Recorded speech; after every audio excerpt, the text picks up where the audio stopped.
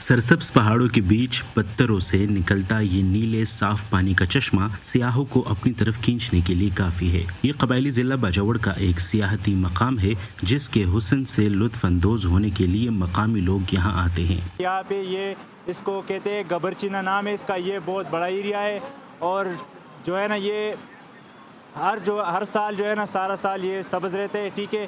یہاں پہ لوگ آتے ہیں، انجوائے کرتے ہیں۔ باجوڑ میں گبر چنا یا گبر چشمے کے علاوہ سالارزئی کے آبشار، چناران اور بارانگ کے جنگلات اور پہاڑ اپنی خوبصورتی میں وادی سوات کا مقابلہ کرتے ہیں، تاہم حکومتی سطح پر ان علاقوں کی طرف تاحال توجہ نہیں دی گئی ہے۔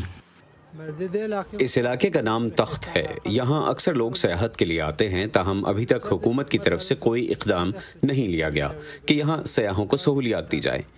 یہاں لوگوں کو راغب کرنا اور ان کے لیے جگہیں بنائی جائیں تاکہ لوگ آئیں اور انجوائے کریں۔ باجوڑ 2 دہائیوں سے دہشت گردی سے متاثر رہا ہے، معیشت ابھی کمزور ہے، سیاحت کو فروغ ملنے سے مقامی لوگوں کے لیے روزگار کے نئے راستے کھل سکتے ہیں۔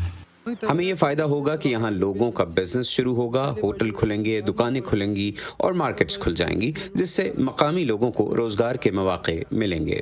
باجوڑ کے رہنے والے چاہتے ہیں کہ لوگوں کے ذہنوں میں باجوڑ کا دہشت گردی سے جڑا تاثر بھی اب ختم ہو جائے۔